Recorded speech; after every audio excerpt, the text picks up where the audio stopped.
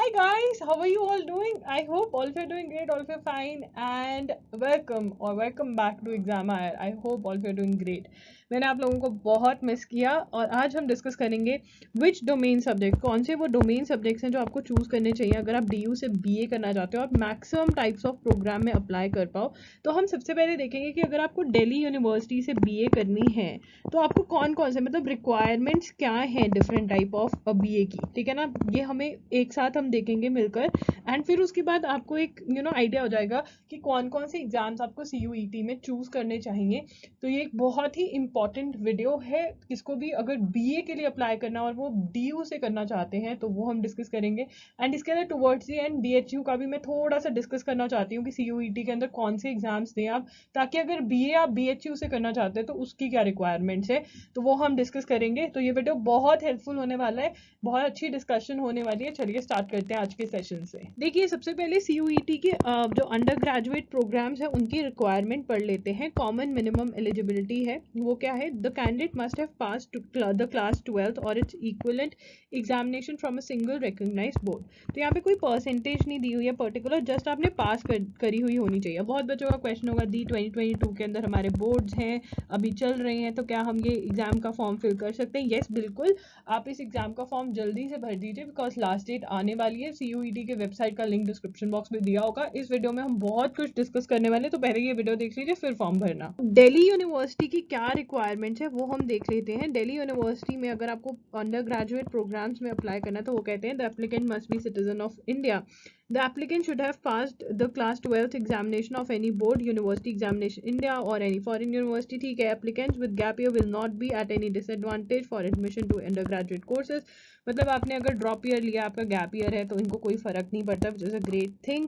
Foreign national minority colleges और SOL के लिए इन्होंने पूरा बताया हुआ है क्या है। तो ये इनकी रिक्वायरमेंट है, ये इनका एलिजिबिलिटी क्राइटेरिया है जो डिफाइन किया है। प्रोग्राम स्पेसिफिक एलिजिबिलिटीज़ की अगर हम बात करें तो उसके अंदर इन्होंने हमें सब्जेक्ट्स दे दिए। तो बेसिकली CUET का मैं आपको अगर कॉन्सेप्ट अभी तक समझ नहीं आया तो मैं समझा देती हूँ। CUET में क्या है, नॉर्मली क्या होता है कि एक एग्ज़ाम है, मान लीजिए XYZ एग्ज़ाम है, ठीक है ना। तो आप ये देना चाहते हो तो आप इसमें देकर आते हो, इसमें पर्टिकुलर सब्जेक्ट्स होते हैं जिसमें आपको अपीयर होना है, सबके लिए सेम सब्जेक्ट्स होते हैं, ठीक है ना। बट जो हमारा CUET है वो ऐसा बिल्कुल भी नहीं है। CUET के अंदर बहुत सारे सब्जेक्ट्स हैं, आपको यू हैव टू चूज, आपको चूज करना है। और चूज करने के लिए क्या दिमाग में रखना है, सबसे पहले स्टेप 1 आपने क्या क्लैरिटी लेकर आनी है अपने दिमाग में। स्टेप 1 जो क्लैरिटी चाहिए वो ये क्लैरिटी चाहिए विच यूनिवर्सिटीज, ठीक है ना। विच यूनिवर्सिटी में आपको कौन सा, which university. Step 2 which course, कौन से कोर्स के लिए आपको अप्लाई करना है, ठीक है ना, कौन सी यूनिवर्सिटी में। तो आप चेक करोगे क्या वो यूनिवर्सिटी CUET के थ्रू एडमिशन ले रही है। अब बहुत सारे बच्चे CUET की वेबसाइट पे जाएंगे और यूनिवर्सिटीज में देखेंगे कि अरे हाँ ये यूनिवर्सिटी यहाँ पर है, बट बहुत सारी यूनिवर्सिटीज ने कुछ प्रोग्राम्स ही अपने CUET के अंडर प्लेस किए हैं। दोबारा रिपीट कर रही हूँ, CUET के अंदर बहुत सारी यूनिवर्सिटीज ने अपने कुछ प्रोग्राम्स ही प्लेस किए। मे बी उन्होंने BA जो है अपना प्रोग्राम वो नहीं प्लेस किया, तो उस यूनिवर्सिटी पे जाके क्लिक करें वेबसाइट पे जाकर, ठीक है, और फिर चेक करें कि वो जो कोर्स आपको करना है वो है या नहीं है। अगर है तो उसकी रिक्वायरमेंट्स क्या है, तो उन्होंने आपको दिया हुआ है कि आपको ये एग्जाम जो है देना पड़ेगा, अगर ये रिक्वायरमेंट्स फुलफिल होते हैं तभी आप इस कोर्स के लिए अप्लाई कर सकते हो। ईजी, तो अपने दिमाग में आपको क्लियर करना है। मान लीजिए आप कह रहे हो कि ठीक है मुझे BA BCom BBA में से कुछ करना है, ठीक है ना, तो आप BA BCom BBA तीनों की ही रिक्वायरमेंट्स देखोगे और कौन सी यूनिवर्सिटी में अप्लाई करना है वो, क्योंकि हर यूनिवर्सिटी की हर कोर्स की अलग रिक्वायरमेंट्स हैं, ठीक है। अब जैसे ये दिल्ली यूनिवर्सिटी की हम बात करें तो इन्होंने लिस्ट A के अंदर सब्जेक्ट्स दिए हुए हैं, ठीक है। तो इसके अंदर जैसे आपका कोई भी आपको मतलब अपनी रिक्वायरमेंट के अकॉर्डिंग, नॉर्मली इन्होंने क्या किया है मोस्टली जगह में कि आपको एक लैंग्वेज का टेस्ट क्लियर करना है। तो कैसे चूज करें लैंग्वेज जिसमें आप सबसे अच्छे हो, ठीक है। मोस्टली बच्चे मुझे पता है इंग्लिश चूज करेंगे यहाँ पर, बट आप कोई और भी लैंग्वेज चूज कर सकते हो अगर इस लिस्ट में है और उसमें आप अच्छे हो और आपको पता है, क्योंकि हमारा एम क्या है कि हमें CUET में मैक्सिमम हर सब्जेक्ट में मैक्सिमम मार्क्स लेकर आने, ठीक है ना। तो ये लिस्ट है लैंग्वेजेस की, स्क्रीनशॉट लेना चाहते हो तो ले सकते हो। आगे चलते हैं। उसके बाद एक और लिस्ट है, तो यहाँ पे ना अब आपको पता ही होगा, नहीं पता तो मैं बता दें डोमेन सब्जेक्ट्स क्या हैं। डोमेन सब्जेक्ट्स क्या हैं कि मान लो आपने पॉलिटिकल साइंस में BA करनी है, ठीक है ना, पॉलिटिकल साइंस में या हिस्ट्री में या इकोनॉमिक्स में, ठीक है ना। तो ये तो आपका डोमेन सब्जेक्ट्स क्या हो गए, ये सारे सब्जेक्ट्स, ठीक है ना। लैंग्वेजेस लिस्ट ए में थी, लिस्ट बी में ये पर्टिकुलर सब्जेक्ट्स हो गए, ठीक है ना, जैसे अकाउंटेंसी है, एंथ्रोपोलॉजी है, बायोलॉजी। तो इसमें से यू हैव टू चूज, आपको चूज करना पड़ेगा इसमें से, ठीक है। तो यहाँ पे दो लिस्ट है, B1 और B2। कितनी लिस्ट है, B1 है और B2 लिस्ट है। तो इसमें से आपको चूज करना है। तो उन्होंने बताया हुआ है कि आपको दो सब्जेक्ट्स हर की अलग है, मे बी ये बोल देंगे आपको दो सब्जेक्ट्स चूज करने B1 में से और एक सब्जेक्ट करना है B2 में से, या B2 में से नहीं भी करोगे तो B1 में से सारे 3 सब्जेक्ट्स आप कर सकते हो। तो ऐसा है, ये लिस्ट जो है आपकी इंपॉर्टेंट है। लिस्ट ए है जिसमें लैंग्वेजेस है, B1 और B2 में आपके डोमेन सब्जेक्ट्स हैं, ठीक है ना। चलिए, अगर बीए प्रोग्राम की हम बात करें, जो बीए प्रोग्राम है जिसके अंदर आप डिफरेंट कॉम्बिनेशंस कर लेते हो, मतलब जिसमें आप पर्टिकुलर सब्जेक्ट में ऑनर्स नहीं करो, आप सिंपल बीए प्रोग्राम में एडमिशन लेना चाहते हो, तो उसकी एलिजिबिलिटी क्या है। Candidates must appear in CUET, ठीक है। बट एग्जाम कौन सा देना CUET के अंदर, any one language from list ए। हमने लिस्ट ए देखी थी जिसमें लैंग्वेजेस थी, तो वो कहते हैं कि कोई भी एनी वन लैंग्वेज, एक कोई भी लैंग्वेज हम उठा के एनी वन लैंग्वेज का एग्जाम दे सकते हैं। और मैं आपको पहले ही बता दूं मैंने कैसे आपको इंग्लिश के लिए या एनी लैंग्वेज के लिए प्रिपेयर करना है। इंग्लिश के लिए तो स्पेसिफिकली मैंने वीडियो करा हुआ है, तो वो आप चेकआउट कर सकते हैं, बिल्कुल सेल्फ स्टडी के थ्रू आप पढ़ सकते हैं, तो वो चेकआउट कर लीजिए सिलेबस। तो यहाँ का देखते हैं कि लिस्ट ए के अंदर आप कोई भी, लिस्ट ए के अंदर जो भी सब्जेक्ट्स की लिस्ट दी हुई है लैंग्वेजेस की, वो चूज कर सकते हैं। प्लस आपको क्या करना है, any two subjects from two subjects आपको चूज करने हैं B1 में से, ठीक है। वो जो लिस्ट हमने देखी थी सब्जेक्ट्स की, एनी वन सब्जेक्ट फ्रॉम इधर B1 और B2, ठीक है ना। और प्लस वन सब्जेक्ट या तो B1 में से ही दोबारा से आप पिक कर सकते हो या फिर और B2 में से, ठीक है ना। तो सब्जेक्ट्स कौन से चूज करें, ये वाला क्वेश्चन रहता है। देखिए मैं आपको बहुत क्लियरली बताती हूँ, अगर आपने जो 12th में सब्जेक्ट्स लिए हुए हैं, आप उसमें बहुत अच्छे हैं, आपको पता है कि यही मेरे सब्जेक्ट्स बनेंगे, आप बहुत अच्छे नहीं भी मान लीजिए, बट आपने थोड़े बहुत वो पढ़े हुए हैं, तो मैं तो आपको यही कहूंगी कि आप उन सब्जेक्ट्स पे भी अच्छे से मेहनत करें और उनको और अच्छा करें, बिकॉज आपने पहले पढ़े हुए हैं, आप बोर्ड एग्जाम्स देंगे, तो उन पे आपको मतलब पूरा मेहनत करनी चाहिए और वही सब्जेक्ट्स आप चूज करें। बट फिर भी अगर आपको लगता है कि नहीं, जो मैंने सब्जेक्ट्स लिए हुए हैं वो मैं नहीं कर सकती हूँ, मुझे और ईजी सब्जेक्ट्स लेने हैं, तो मैं आपको आगे बताऊंगी कैसे करना है। तो ये हमारा फर्स्ट कॉम्बिनेशन, मतलब या तो हम ये कॉम्बिनेशन चूज कर सकते हैं या फिर कॉम्बिनेशन 2 के any one language from list A, any one subject from either B1 और B2, ठीक है। यहाँ पे था 2 सब्जेक्ट्स हमें करने थे, यहाँ पे 1 सब्जेक्ट करना है हमें B1 या B2 से, एनी वन लैंग्वेज। तो लैंग्वेज का पेपर तो देना ही देना है, वो तो कंपलसरी है। और सेक्शन 3 में जनरल टेस्ट। अब जनरल टेस्ट क्या है, देखिए जनरल टेस्ट के अंदर क्या है, डिफरेंट सब्जेक्ट्स हैं आपके, जैसे कि लॉजिकल रीजनिंग है, ठीक है, मैथ्स है, इसके अंदर आपका जनरल नॉलेज है, ठीक है। तो ये सारा है। अगेन इसके लिए कैसे प्रिपरेशन करनी है, इसके ऊपर वीडियोस ऑलरेडी मैंने कर दी हैं। डेली न्यूज़पेपर एनालिसिस चल रहा है, अगर जनरल टेस्ट लेना है तो न्यूज़पेपर बहुत इंपॉर्टेंट रोल प्ले करेगा, तो वो आपको हर रोज सुनना चाहिए, ठीक है ना। तो ये है, मतलब बीए प्रोग्राम में अगर आपको अप्लाई करना है, बीए प्रोग्राम में अगर आप चाहते हो कि आप एलिजिबल हो, वहाँ पे वो कंसिडर करें आपको, तो क्या है, या तो कॉम्बिनेशन 1 पूरा करना होगा या कॉम्बिनेशन 2, ठीक है ना। बीए ऑनर्स इंग्लिश, अगर बीए इंग्लिश ऑनर्स में करना चाहते हो तो क्या करना पड़ेगा, तो आपको इंग्लिश फ्रॉम लिस्ट ए, ठीक है ना, इंग्लिश का पेपर तो आपको देना ही पड़ेगा, ठीक है, लैंग्वेजेस में से।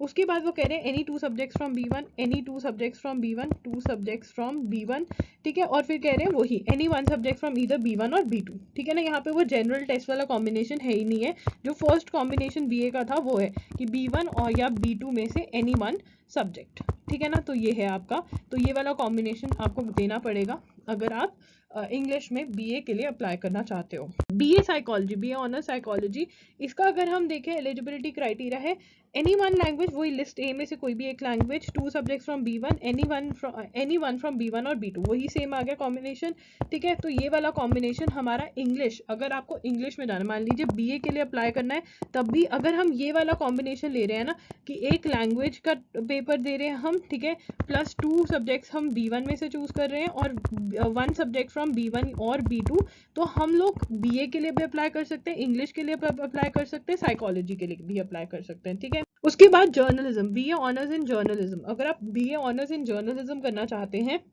तो अगेन हमारे वही English from list A, any 2 subjects from B1, वो ये वाला तो सेम हमारा कॉम्बिनेशन हर जगह है ही है, ठीक है। और उसके बाद कॉम्बिनेशन 2 में क्या है, इंग्लिश फ्रॉम लिस्ट ए। देखिए यहाँ पे इंग्लिश स्पेसिफिक है, मतलब इंग्लिश का पेपर आपको इंग्लिश ऑनर्स के लिए और जर्नलिज्म के लिए इंग्लिश जो है वो इन्होंने स्पेसिफिकली मेंशन करी है।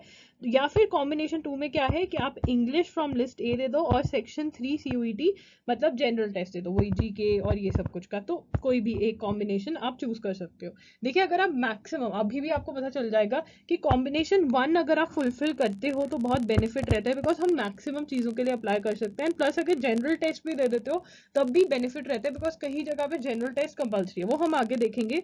BA humanities and social science, अगर ह्यूमैनिटीज में बीए करनी है एंड सोशल साइंस में करनी है, any one language from list A, any 3 subjects out of which at least 2 should be from list B1, ठीक है ना। एनी 3 सब्जेक्ट्स मतलब एटलीस्ट 2, यहाँ पे बोला कि B1 से हमें 2 सब्जेक्ट्स चूज, एटलीस्ट 2 सब्जेक्ट्स हमें B1 में से चूज करने ही पड़ेंगे, ठीक है ना। Any 3 subjects out of which at least 2 subjects from B1, तीनों भी B1 से हो सकते हैं, जैसे पहले हमें बोला गया वैसे ही मेरिट विल बी, ठीक है।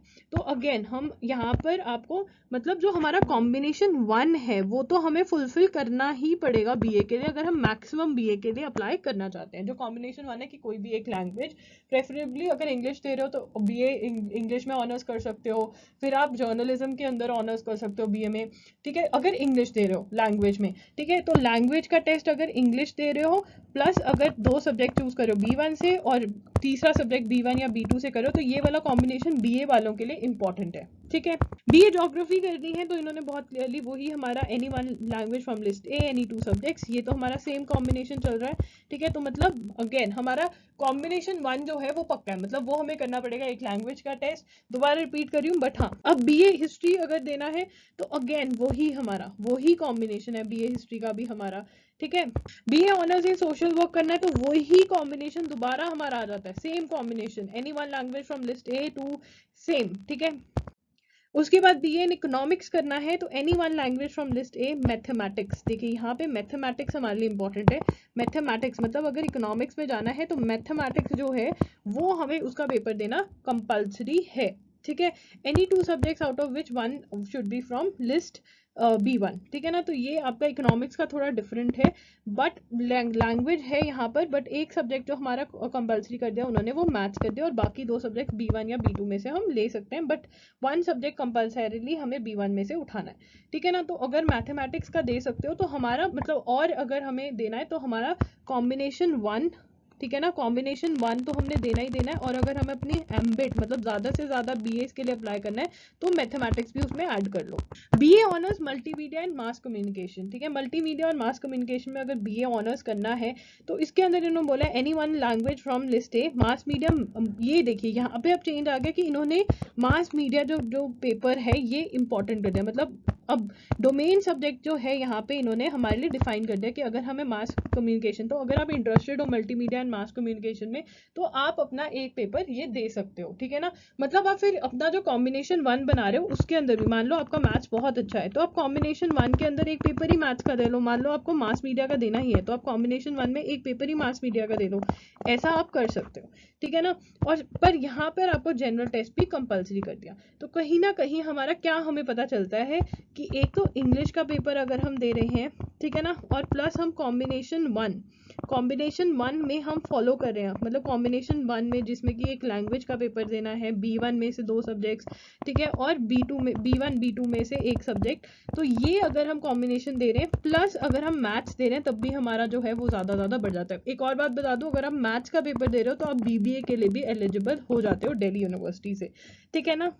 5 years integrated programme in journalism है जो कि आप दिल्ली स्कूल ऑफ जर्नलिज्म से कर सकते हो। इसके अंदर देखिए कॉम्बिनेशन 1 जो है इंग्लिश देना पेपर बहुत ज़रूरी है, इंग्लिश या हिंदी में से आपको लैंग्वेजेस में से एक पेपर देना, बट यहाँ पे जनरल टेस्ट भी इंपॉर्टेंट हो जाता है। तो मतलब अगर आप मैक्सिमम टू मैक्सिमम BAs में करना चाहते हो तो जनरल टेस्ट मास कम्युनिकेशन के लिए और जर्नलिज्म के लिए 5 years इंटीग्रेटेड के लिए जनरल टेस्ट इन्होंने इंपॉर्टेंट कर दिया, यहाँ पे कंपल्सरी है।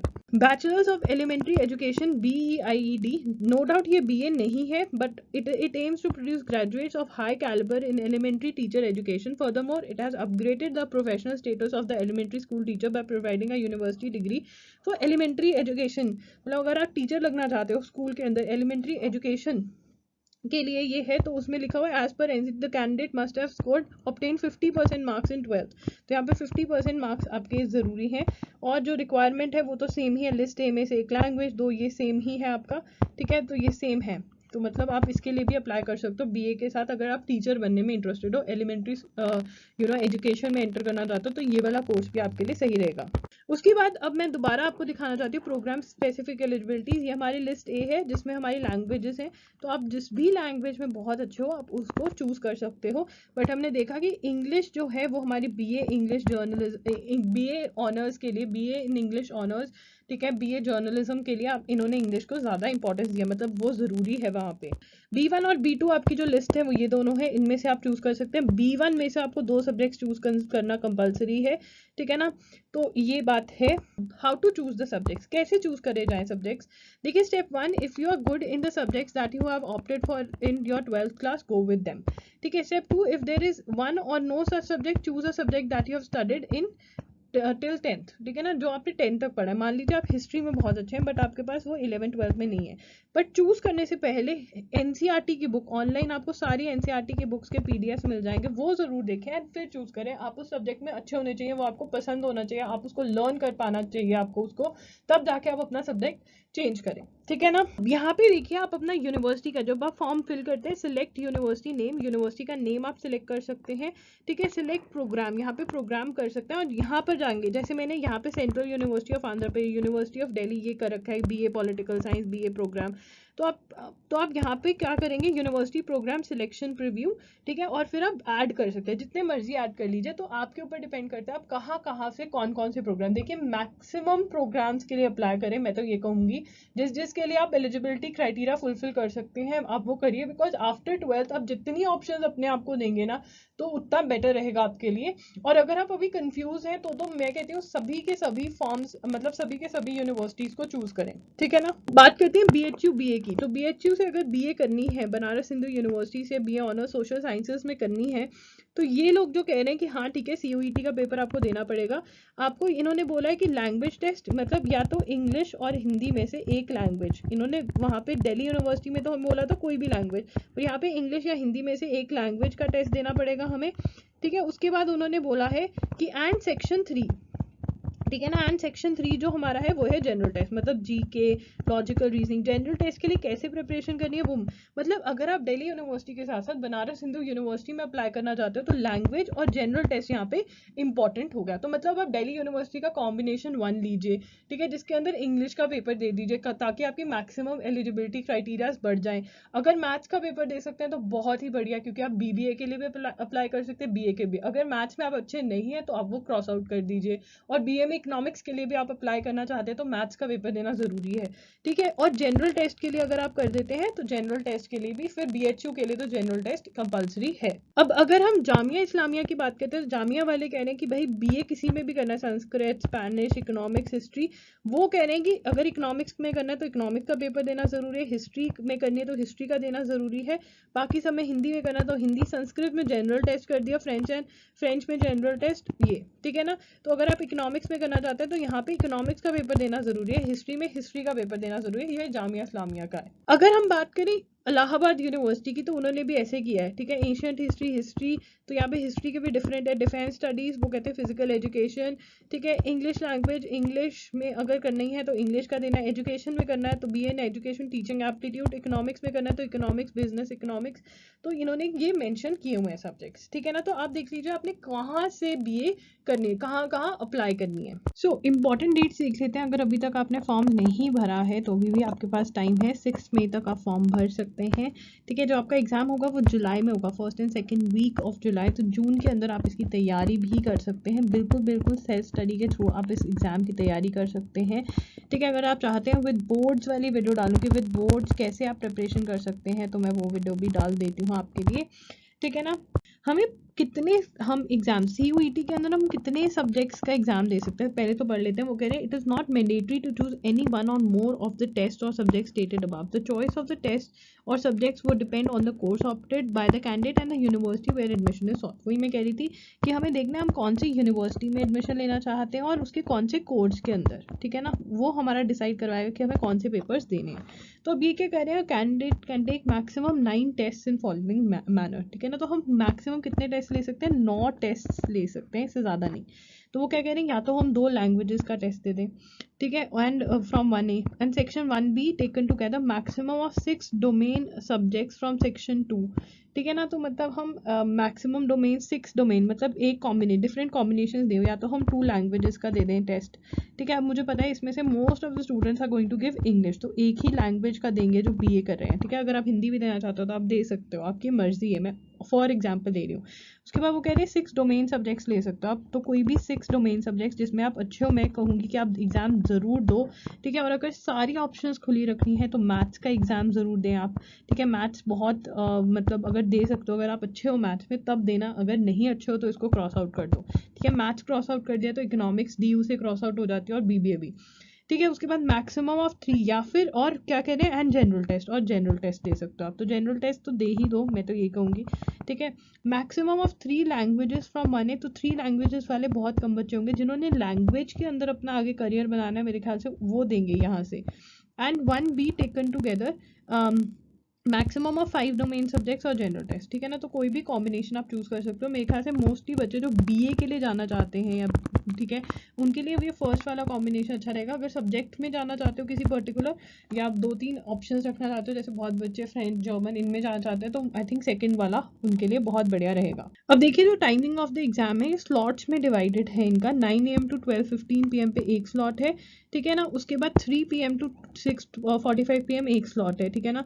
तो इसके अंदर assuming the candidate takes all the offered sections in the slot, ठीक है ना। तो स्लॉट 1 में क्या होगा, which will be held in the morning, take up to 4 test, only 1 language from 1A, maximum of 2 domain subjects and section from 2, and मतलब आपका अगर स्लॉट 1 है तो वो डिफरेंट डिफरेंट डेट्स को होगा। मान लो आपने इकोनॉमिक्स का एग्जाम देना है, तो आज इकोनॉमिक्स है, हिस्ट्री देना है, तो पर आज वाले स्लॉट में हिस्ट्री नहीं है, कल वाले में होगा। तो ऐसे डिफरेंट डिफरेंट दिनों पे आपके एग्जाम्स ऐसे हो सकते हैं। और स्लॉट 2 के अंदर है 1 language from 1A and 1B and maximum of 4 domain subjects. तो मेरे ख्याल से अगेन आपका यहाँ पर वाला सिस्टम सही बैठता है, या फिर मतलब आप एक तो ले सकते हो अप टू कैंडिडेट में टेक अप टू 4 से 1 language maximum of 2 domain subjects, या आपका ये भी सेट बैठ जाएगा कि एक लैंग्वेज दिए 4 डोमेन सब्जेक्ट्स, बट यहाँ पे जनरल टेस्ट नहीं है। तो आप दोनों स्लॉट्स भी बुक करवा सकते हो। देखो अगर जनरल टेस्ट लेना है तो स्लॉट 1 आपको बुक करवाना ही पड़ेगा, क्योंकि जनरल टेस्ट जो है वो आपको स्लॉट 1 में ही है, ठीक है ना। या फिर वो कह रहे हैं 2 languages from 1A and 1B and maximum 3 domain subjects, तो कोई भी आप स्लॉट अपना बुक करवा सकते हैं। Combination combining slot 1 and 2 together candidate में टेक मैक्सिमम 9 टेस्ट, पर जितना भी आप कर लो, आप 9 टेस्ट ही 9 सब्जेक्ट्स के पेपर ही दे सकते हो, ठीक है ना। आपकी फीस कितनी है, एप्लीकेशन फीस कितनी है, देखिए अगर आप 9 के 9 सब्जेक्ट्स ऑप्ट करेंगे, मतलब आप देना चाहते हैं 9 के 9 सब्जेक्ट्स का, तो आप स्लॉट 1 और 2 दोनों बुक करवाएंगे। बट अगर आप देना चाहते हैं कम एग्जाम्स, तो आप मतलब देख सकते हैं कि कौन से वाले में आपकी सेटलमेंट बैठ रही है। 650 है जनरल कैटेगरी के लिए।